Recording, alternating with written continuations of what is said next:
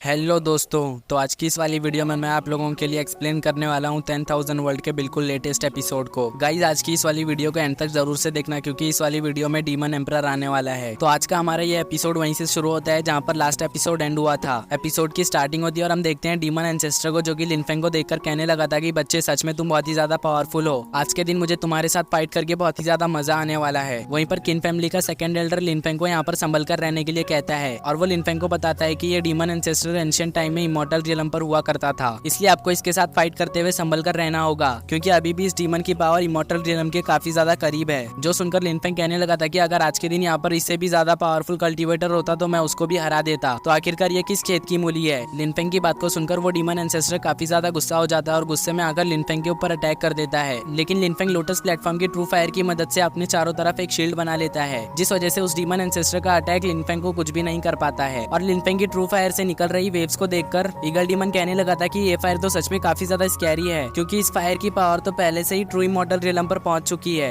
Eagle demon की बात को सुनकर डीमन प्रिंस कहने लगा था कि हाँ तुमने सही कहा, इस बच्चे से डील करना आसान नहीं होगा बिकॉज इस बच्चे के पास काफी सारे त्रुप के है जो कि काफी ज्यादा खतरनाक भी है। दूसरी तरफ हम डीमन एंसेस्टर को देखते हैं जो कि लिनफेंग के पास ट्रू इमॉर्टल लेवल के फायर को देखकर कहने लगा था कि बच्चे मैं मानता हूँ कि तुम्हारे पास ट्रू इमॉर्टल लेवल का ट्रू फायर है और काफी सारे वेपन्स भी है। जो कहने के बाद वो लिनफेंग के ऊपर अपना एक काफी ज्यादा खतरनाक अटैक कर देता है, मगर लिनफेंग फिर भी उसको ब्लॉक कर लेता है, जिसको देखकर यांग फैमिली का एल्डर कहने लगा था कि लिनफेंग ने तो इसे भी ब्लॉक कर लिया। वहीं पर डीमन एंसेस्टर अपने अटैक्स को लिनफेंग के सामने फेल होता हुआ देखकर काफी ज्यादा गुस्सा हो गया था, इसलिए वो अपने special move judgment of sword से लिनफेंग के ऊपर अटैक कर देता है, मगर वो अटैक भी लिनफेंग के डिफेंस को पेनिट्रेट नहीं कर पाता है। जो देखकर ईगल डीमन कहने लगा था कि अगर इस जगह पर इमॉर्टल रियलम का कल्टीवेटर भी होता तो एंसेस्टर का ये अटैक उसके डिफेंस को पेनिट्रेट कर देता। तो लिनफेंग तो अभी बस अर्थली इमॉर्टल रियलम का कल्टीवेटर है, मगर फिर भी लिनफेंग ने इस अटैक को इतनी आसानी से रोक लिया। आखिरकार ये पॉसिबल कैसे हो सकता है? वहीं पर टियानकी लिनफेंग के लिए परेशान हो रहा था। टियानकी को लिनफेंग के लिए परेशान होता हुआ देखकर शाओटियन उसे समझाते हुए कहने लगा था कि तुम्हें यहाँ पर मास्टर लिनफेंग के लिए ज्यादा फिक्र करने की कोई भी जरूरत नहीं है क्योंकि मेरे मास्टर ने इससे भी ज्यादा खतरनाक और पावरफुल डीमंस के साथ फाइट किया है, इसलिए तुम यहाँ पर बेफिक्र रहो। अब हम लिनफेंग को देखते हैं जो कि यहाँ पर इस खेल को जल्दी से खत्म करना चाहता था, इसलिए वो यहाँ पर थंडर ड्रैगन को समन कर लेता है। थंडर ड्रैगन यहाँ पर आते ही डीमन एंसेस्टर के अटैक को डिस्ट्रॉय कर देता है, जो देखकर ईगल डीमन हक्का बक्का रह गया था और उसे विश्वास नहीं हो रहा था कि उसके एंसेस्टर के अटैक को कोई इतनी आसानी से डिस्ट्रॉय कर सकता है। दूसरी तरफ डीमन लेडी कहने लगी थी कि कहीं ये बच्चा ट्रू इमॉर्टल रियलम पर तो नहीं, क्योंकि ट्रू इमॉर्टल रियलम का कल्टीवेटर ही इमॉर्टल रियलम के कल्टीवेटर के अटैक्स को इतनी आसानी से नलीफाई कर सकता है। जो सुनकर डीमन प्रिंस कहता है कि ये बिल्कुल भी पॉसिबल नहीं हो सकता क्योंकि पिछले 10,000 सालों से इस वर्ल्ड के अंदर किसी भी कल्टीवेटर ने ट्रू इमॉर्टल रियलम पर ब्रेक थ्रू नहीं किया है। वहीं पर हम किन फैमिली के सेकंड एल्डर को देखते हैं जो कि लिनफेंग का शुक्र मनाते हुए कहने लगा था कि अच्छा हुआ कि यहाँ पर मास्टर लिनफेंग है क्योंकि उनके वजह से ही थंडर ड्रैगन आज हमारी यहाँ पर मदद करने के लिए आए हुए हैं। दूसरी तरफ हम टियानकी को देखते हैं जो कि लिनफेंग की ऐसी टेरिफाइंग पावर को देखकर अमेज था और कहने लगा था कि क्या uncle Feng true God realm पर है, जिस पर शाओटियन उसे कहता है कि नहीं, मेरे मास्टर उससे भी ज्यादा पावरफुल है। जो सुनकर टियानकी एक्साइटेड होते हुए कहने लगा था कि अंकल फेंग तो सच में काफी ज्यादा काइंड है क्योंकि वो इतने ज्यादा पावरफुल होने के बावजूद भी हम जैसे ऑर्डिनरी पीपल्स के साथ रहकर उनकी मदद कर रहे हैं। जिसके बाद हम डीमन एंसेस्टर को देखते हैं जो कि थंडर ड्रैगन को देखकर कहने लगा था कि आखिरकार तुम हो कौन, क्योंकि एंशिएंट टाइम में मैंने तुम्हारे बारे में कुछ भी नहीं सुना। जिस पर थंडर ड्रैगन उसे जवाब देते हुए कहने लगा था कि तुम अभी मेरे सामने एक छोटे बच्चे हो, इसलिए तुम्हारी इतनी औकात नहीं कि तुम मेरा नाम भी जान सको। थंडर ड्रैगन की बात को सुनकर डीमन एंसेस्टर कहने लगा था कि भले ही अभी के लिए मैं तुम्हें नहीं जानता, मगर ये मत बोलो कि तुम अभी के लिए मेरे इलाके में हो। ये कहने के बाद वो थंडर ड्रैगन के ऊपर अपने वेपन से अटैक कर देता है, मगर थंडर ड्रैगन उसके अटैक को रोकते हुए उससे कहने लगा था कि लगता है तुम अपने आप को कुछ ज्यादा ही आंक रहे हो। अपने अटैक को यहाँ पर फेल होता हुआ देखकर वो डीमन एंसेस्टर यहाँ से भागने की कोशिश करता है, मगर अपने थंडर ड्रैगन के सामने से कोई भाग सकता है क्या? नहीं ना।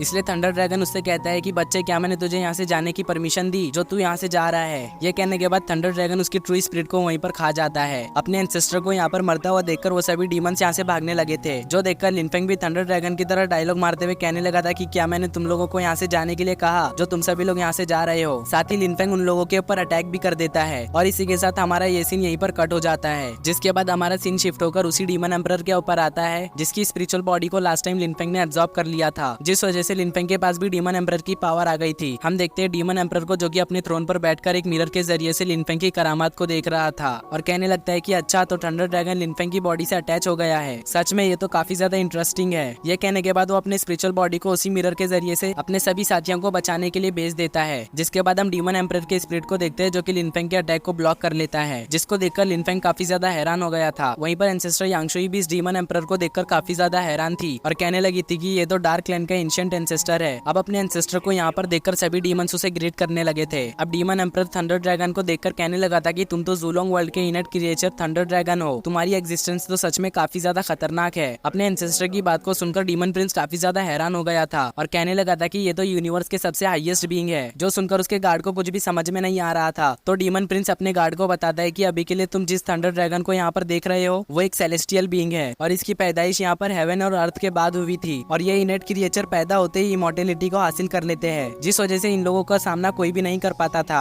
और अब वो कहने लगा था कि जहाँ तक मुझे पता है कैनियन यूनिवर्स के डिस्ट्रॉय होने के बाद ये सभी क्रिएचर यहाँ से गायब हो गए थे और मैंने कभी नहीं सोचा था कि मैं ऐसे सेलेस्टियल बीइंग को यहाँ पर देख पाऊंगा। जो सुनकर उसका गार्ड उससे कहने लगा था कि अगर ये सेलेस्टियल बीइंग इतना ही ज्यादा सुप्रीम है तो आखिरकार ये लिनफेंग के साथ क्या कर रहा है, मगर डीमन प्रिंस उसे यहाँ पर कुछ भी जवाब नहीं देता है। जिसके बाद हमारा सीन चेंज होकर थंडर ड्रैगन के ऊपर आता है, जो कि डीमन एम्परर की बातों को सुनकर कहने लगा था कि अगर तुम्हें यहाँ पर मेरे बारे में पता है तो आखिरकार तुम्हारी हिम्मत कैसे भी मेरे सामने यहाँ पर खड़े होने की। जिस पर डीमन एम्परर कहता है कि सीनियर, मुझे पता है कि आप यूनिवर्स के एक सुप्रीम एग्जिस्टेंस हो, मगर अभी के लिए आपकी पावर इनकम्प्लीट है, जिस वजह से मुझे नहीं लगता कि आप यहाँ पर मेरा सामना कर पाएंगे। और अब वो कहता है कि जैसे ही मेरे ट्रू बॉडी का मसला खत्म हो जाता है तो मैं तुम्हें भी अपने हाथों के नीचे दबा दूंगा। जो सुनकर थंडर ड्रैगन काफी ज्यादा गुस्सा हो गया था और उसके ऊपर अटैक करते हुए कहने लगा था कि आखिरकार तुम्हारी हिम्मत कैसे भी मेरे सामने इतनी ज्यादा एरोगेंटली बिहेव करने की। थंडर ड्रैगन के अटैक को देखकर डीमन एम्परर भी यहाँ पर अपनी पावर को यूज करने लगा था, जिस वजह से सभी लोग उसकी तरफ खींचे चले जा रहे थे। और इसी के साथ हमारा ये एपिसोड यहीं पर एंड हो जाता है।